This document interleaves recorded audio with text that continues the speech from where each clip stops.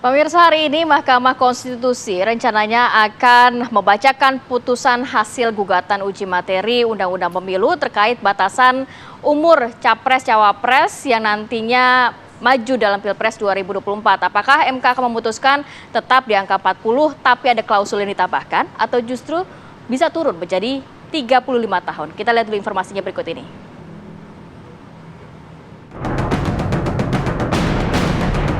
Hari ini, Mahkamah Konstitusi akan membacakan putusan hasil uji materi pasal di Undang-Undang Pemilu terkait batas usia calon presiden dan calon wakil presiden. Putusan Mahkamah Konstitusi ini akan menentukan apakah batas usia calon wakil presiden tetap berusia minimal 40 tahun atau justru turun menjadi 35 tahun. Uji materi yang diajukan Partai Solidaritas Indonesia, Partai Garuda, dan 5 kepala daerah tersebut kerap dikaitkan sebagai karpet merah untuk Gibran Rakabuming Raka, putra sulung Jokowi yang saat ini menjabat sebagai wali kota Solo. Gibran kerap disebut-sebut akan mendampingi Prabowo Subianto, bakal calon presiden dari Koalisi Indonesia Maju yang beranggotakan Gerindra, Golkar, serta PAN.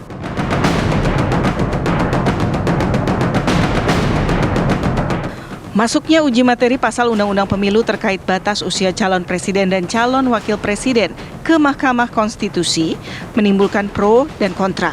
Sejumlah pihak menganggap jika akan ada perubahan pasal di Undang-Undang Pemilu, seharusnya dikembalikan ke DPR, bukan dibawa ke Mahkamah Konstitusi.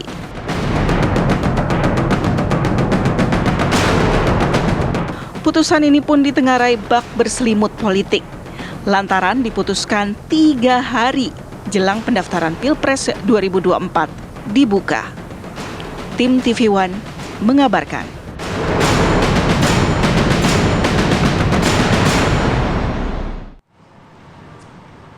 Iya, coba kita akan bahas ini sebelum nantinya pada pukul 10 ini Mahkamah Konstitusi akan memutuskan bagaimanakah hasil dari gugatan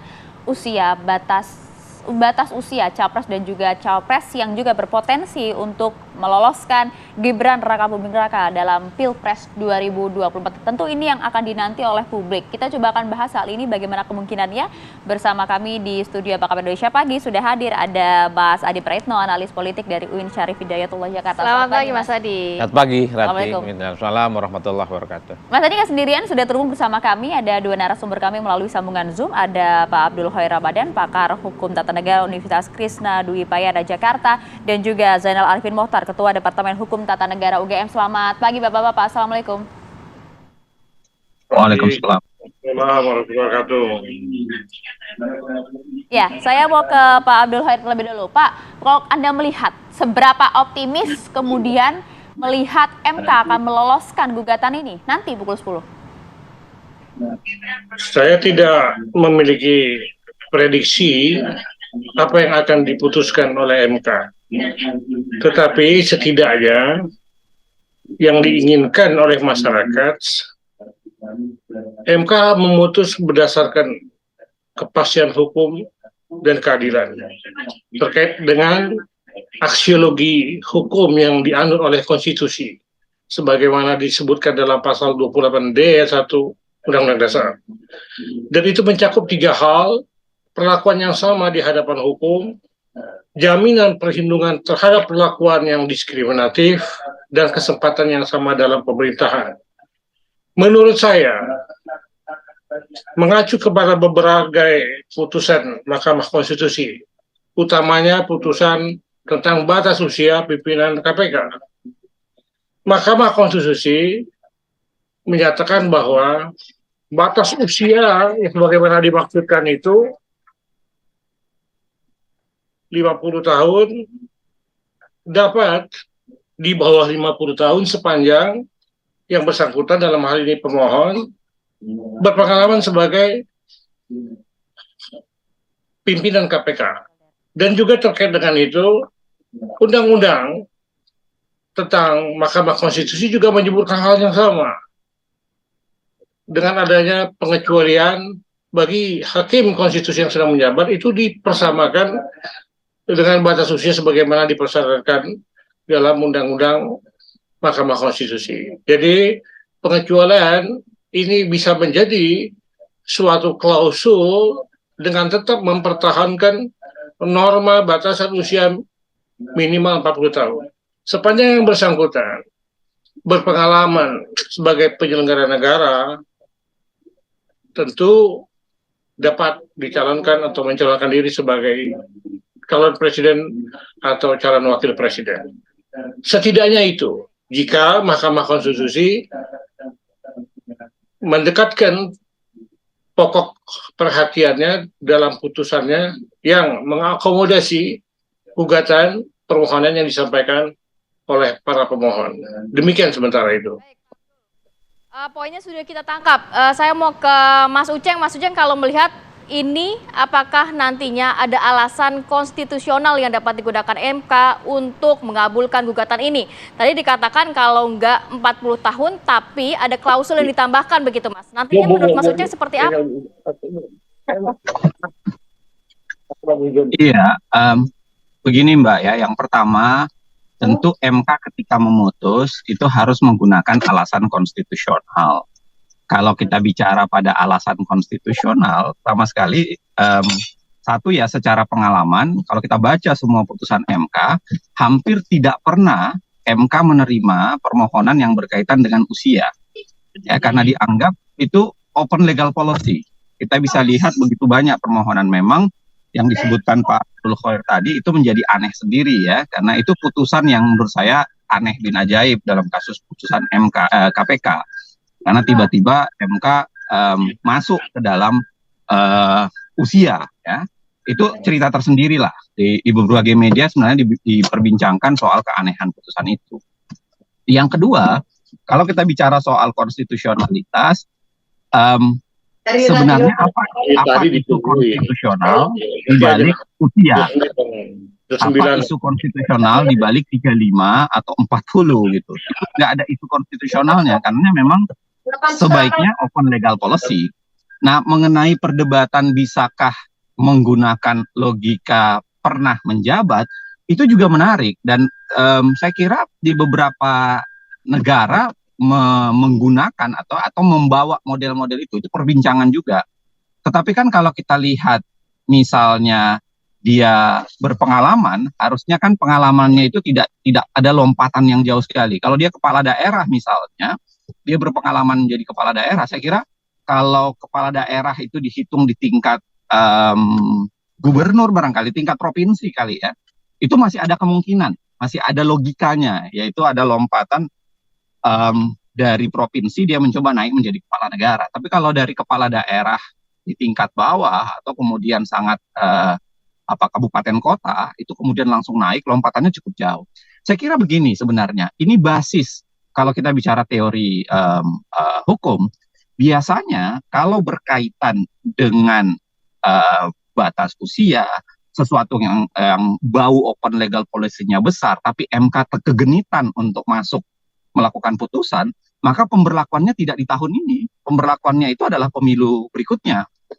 Dua modelnya ya. Jadi bisa memberikan kesempatan kepada pembentuk undang-undang untuk melakukan perubahan, ataukah kemudian yang memberlakukan untuk pemilu berikutnya, biar ada waktu yang cukup untuk mempersiapkan segalanya. Jadi saya kira kalaupun MK mau memutus, yang saya katakan tadi ya, kegenitan MK untuk masuk ke hal-hal yang sebenarnya open legal policy, tapi kemudian MK ingin putus sekarang, saya kira putusannya harusnya berlaku untuk tahun 2029, bukan untuk tahun 2024. Ini untuk menghindari MK dari pembicaraan soal konflik kepentingan. Apalagi kita tahu bahwa tekanan politik menjadi sangat besar, lalu kemudian pembicaraan soal konflik kepentingan juga sangat besar. Saya ingin mengingatkan begini ya, kita punya standar sebenarnya. Kalau kita baca pasal 6 Undang-Undang Dasar, jelas mengatakan bahwa syarat ya dan ketentuan mengenai calon presiden itu diatur dengan undang-undang, dan itulah ketentuan open legal policy-nya. Artinya apa? Harusnya MK memberikan itu kepada pembentuk undang-undang untuk melakukan perubahan atau mengatur berapa usia yang pantas sebenarnya untuk kandidat calon presiden. Nah, ada bahayanya sebenarnya kalau hal-hal yang open legal policy, sesuatu yang berbau demokrasi kelembagaan secara demokratis ini itu diambil alih oleh MK. Karena saya kira tuduhan bahwa MK melakukan upaya juristokrasinya agak besar. Nah, memang saya mengamini bahwa ada keanehan di MK belakangan gitu. Jadi MK tiba-tiba kayak gagu gitu, kayak apa? Kayak tidak bisa berhadapan dengan kasus-kasus yang berkaitan dengan kasus politik, sehingga putusannya banyak yang agak aneh belakangan ya, untuk khususnya yang berhadapan dengan kasus-kasus politik. Nah, jadi saya kira MK jangan mempertaruhkan sebenarnya namanya, MK jangan mempertaruhkan marwahnya, jangan mempertaruhkan segalanya di hadapan kepentingan-kepentingan politik.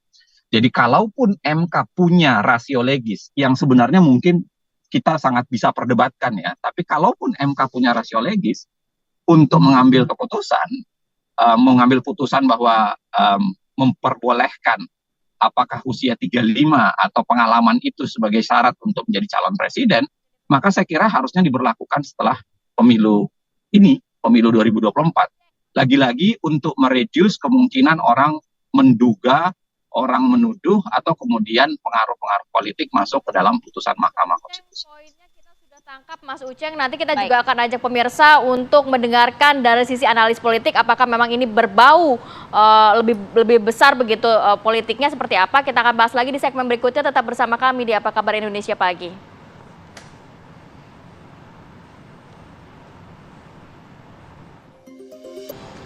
Oke, kita lanjutkan perbincangan. Mungkin kalau tadi baik dari Pak Abdul Hoir maupun dari Mas Uceng menyampaikan, ya masih belum bisa memprediksi nanti hasilnya seperti apa dan idealnya seperti apa. Tapi kalau masyarakat melihat, Mas Adi, wajar tidak sih kemudian kalau masyarakat mengkhawatirkan begitu? Oke, putusan ini nampaknya syarat akan politis, mengingat 3 hari lagi ini diputuskan 3 hari menjelang pendaftaran, belum lagi kemudian Ketua MK juga merupakan paman dari Mas Gibran. Ada kekhawatiran itu wajar tidak jika dirasakan oleh publik? Kalau bicara tentang apakah ini ada kaitannya dengan unsur politik, nggak bisa itu dinafikan. Karena saat ini sudah masuk tahun politik, 3 hari, sebentar lagi kita akan melihat bagaimana semua partai politik akan mengusung jagoan mereka, capres dan cawapres untuk bertanding di pemilu. Nah yang kedua, memang kita tidak bisa kita pungkiri, selalu saja menjelang pemilu itu ada gugatan kepada Mahkamah Konstitusi soal hal-hal yang terkait dengan politik, tentang ambang batas presiden, tentang ambang batas parlemen, dan sekarang umur soal capres dan cawapres. Ini pasti ada tendensi politiknya. Ketika semua partai politik misalnya menolak tentang ambang batas parlemen itu tidak bisa dikurangi ataupun ditambah, itu kan politik. Ada partai yang berharap. Begitupun dengan presidential threshold. Jadi ketika ada pihak tertentu, partai politik tertentu mencoba untuk menggugat ambang batas syarat umur ini, tentu kaitannya dengan politik. Itu nggak bisa dibantah. Yang menarik itu bukan soal politiknya saja, tapi karena ini dikaitkan dengan soal kemungkinan Mas Wali Kota Solo, Gibran Rakabuming Raka maju. Itu aja ceritanya. Kalau ini tidak menyangkut Gibran, saya kira tidak akan ramai dan tidak akan gaduh. Misalnya gugatan ini penuhi oleh MK, Pak Adi Prayitno yang anak petani maju pilpres, orang nggak ramai. Yang ramai ini karena Gibran saat ini posisinya adalah anak presiden. Inilah yang kemudian muncul tafsir kemana-mana. Sekalipun tidak ada orang yang tahu persis apa keputusan Mahkamah Konstitusi, tapi kan sebulan 2 bulan ini kan seolah-olah ada asumsi dan keyakinan bahwa saat ini nih posisinya di Hakim MK itu 4-5 ya, menang. Kemudian dikabulkan soal ambang batas syarat minimum capres dan cawapres. Ada yang bilang posisinya 50-50, 4-4-1. Tinggal satu orang yang memutuskan apakah dia nolak ataupun terima. Ini kan seakan-akan bocoran semuanya ini sampai kepada publik. Jangan pura-pura nggak tahu juga gitu loh. Ini kan sampai juga di kalangan media, kalangan aktivis. Yang ingin saya katakan adalah kalau gugatan batas umur capres dan cawapres ini dikabulkan oleh Mahkamah Konstitusi, kan publik bertanya, bagaimana dengan gugatan pihak lain tentang ambang batas parlemen, ambang batas presiden, termasuk gugatan batas umur maksimal. Kalau ada batas minimal umur, mestinya ada batas maksimal umur juga yang harus diatur. Ini yang saya kira memang memancing kegaduhan yang cukup luar biasa. Kalau mau ditambahkan, ini kan sebenarnya hari ini adalah pertaruhan apakah Gibran Rakabuming Raka bisa maju di 2024. Kalau MK memutuskan bisa maju, itu satu langkah. Langkah terakhirnya adalah apakah Gibran mau pakai kesempatan ini atau tidak. Ya, atau Jangan-jangan MK memutuskan diterima, tapi Gibran nggak mau. Ya. Itu artinya semua rakyat itu di-prank. Ada soalan lain lagi mungkin itu kalau Mas Adi seperti juga itu. nanti Tapi kalau itu diterima, ini yang menurut saya akan terjadi gempa bumi politik yang cukup luar gempa bumi politik. Berarti peta politik nantinya akan berubah. Seperti apa? Tahan dulu ya. Kita akan pantau juga bagaimana kondisi terkini nanti persiapan jelang putusan dari MK. Sudah ada rekan kami Leo Chandra. Selamat pagi Leo, silakan informasinya. Ya, selamat pagi Kamarati dan juga Maria Segaf. Saat ini memang saya sudah berada di depan gedung Mahkamah Konstitusi, di mana memang hari ini itu merupakan pembacaan keputusan dari pihak Mahkamah Konstitusi terkait dengan batas ambang usia minimal capres dan juga cawapres di pemilu 2024 mendatang. Dan kondisi yang bisa saya sampaikan untuk pemirsa bahwasannya memang untuk dari Jalan Patung Kuda menuju ke gedung Mahkamah Konstitusi yang berada di Jalan Merdeka Barat, saat ini memang sudah ditutup dengan menggunakan pagar kawat berduri dan juga pembatas beton. Namun saat ini memang dilakukan secara situasional oleh pihak Polda Metro Jaya karena mengingat bahwasannya untuk dari Jalan Merdeka Utara, Medan Merdeka Utara menuju ke Patung Kuda saat ini memang masih dibuka. Dan adapun hari ini itu merupakan berdasarkan material pasal 169 huruf Q Undang-Undang Pemilu tentang batas usia minimal capres dan juga cawapres ialah 40 tahun. Dan informasinya juga bahwasannya kemarin itu dilakukan aksi unjuk rasa oleh sejumlah mahasiswa di mana mereka juga membawa spanduk yang bertuliskan tolak dinasti politik, MK anak kandung reformasi dan juga integritas MK harus dikawal. Namun untuk kondisi saat ini di Mahkamah Konstitusi diketahui bahwasannya memang spanduk-spanduk tersebut sudah dicopot dan memang sejumlah kepolisian dan juga TNI masih terus berjaga di gedung Mahkamah Konstitusi. Begitu Maria Segaf, kembali ke Anda di studio. Ya, ada itu. Oke, baik. Terima kasih Leo Chandra melaporkan langsung dari depan kantor Mahkamah Konstitusi yang nanti akan memulai putusan gugatan batas usia capres-cawapres pada pukul 10 pagi. Kita lanjutkan kembali di dialog kami saja ya saat lagi. Ya, kembali lagi di Akbar Indonesia Pagi. Saya mau ke Pak Abdul. Pak Abdul, kalau sedikit merangkum dari pernyataan narasumber, ya ini Mas Adi dan juga Kang Uceng gitu ya. Pak Abdul, kalau misalnya melihat ininya nanti kalau ada klausul tambahan dalam arti minimal tetap 40 tahun, tapi harus ada pengalaman. Tadi dikatakan pengalaman kalau masih baru tingkat kabupaten kota harusnya tidak langsung ke level capres dan juga cawapres, tapi ke provinsi dulu begitu. Apa yang perlu diperhatikan begitu mengenai klausul yang kemungkinan ini juga bisa ditambahkan oleh MK nantinya? Karena dengan nantinya putusan MK ini juga bisa menimbulkan gejolak politik ke depannya. Ya, baik. Pertama saya ingin mengatakan bahwa perihal persyaratan batas usia jabatan, termasuk dalam pencalonan presiden dan wakil presiden, itu memang cenderung subjektif. Jadi tidak ada alasan logis dalam penetapan batas usia minimal, katakan 40 tahun. Apa alasan argumentatifnya itu? Kenapa harus 40 tahun? Sedangkan kalau bicara dewasa itu di atas 21 tahun. Itu diatur dalam Kohor Perdata, dalam kompilasi hukum Islam. Nah, karena kita memang tidak pernah ada alasan logis, istilahnya asbabun nuzul pada saat pembentukan itu. Kenapa harus umur 40 tahun? Padahal undang-undang sebelumnya kan 2023, 2008 itu pernah 35 tahun. Sehingga ada perbedaan, ada kenaikan. Nah, dalam hal ini jika kita bandingkan, kita kaitkan juga dengan persyaratan usia calon anggota DPR, DPD, DPRD, ini undang-undang pemilu itu mempersyaratkan usia 21 tahun. Ya, begitu juga Undang-Undang Nomor 8 Tahun 2012 tentang pemilu anggota DPR, DPRD, DPRD. Nah, padahal ini rezimnya kan sama dalam pengertian ini eksekutif, ini legislatif. Ada perbedaan pengaturan dan di sini menurut saya mencerminkan ketidakpastian hukum. Nah, permasalahan lanjutannya adalah pandangan yang subjektif tersebut tidak pula diiringi dengan adanya suatu pengecualian. Ya, saya mengambil istilah ini dari putusan MK. MK melakukan pengecualian dalam uji materi batas usia calon pimpinan KPK. Terlepas dari polemik yang ada, itu telah menjadi keputusan Mahkamah. Nah, di sini kita sepakat, kita ketahui bahwa dalam hukum itu selalu ada pengecualian. Tidak ada hukum tanpa pengecualian. Nah, pada prinsipnya, ya, halo? Ya, mohon maaf saya potong Pak, tapi dengan azas keadilan dan juga banyaknya berbagai isu yang beredar di masyarakat begitu ya, dengan jarak yang begitu singkat dengan pemilu, ini diputuskan 3 hari menjelang pendaftaran capres-cawapres. Apakah kemudian seperti yang disampaikan oleh Mas Uceng tadi? Saya tidak melihat waktu yang demikian singkat mendekati 3 hari itu. Tapi pendekatannya adalah pendekatan teoritis. Kalau kita bicara keadilan, berarti kita bicara keadilan secara distributif, secara proporsional. Ada keadilan yang bersifat natural, yang dia menjadi landasan bagi keadilan yang konvensional. Bahkan dalam Islam itu, keadilan itu menempatkan sesuatu sesuai dengan tempatnya. Jadi harus jelas, objek keadilan itu ditempatkan melekat kepada diri siapa, dan itu harus berlaku sama. Itu prinsip dasarnya.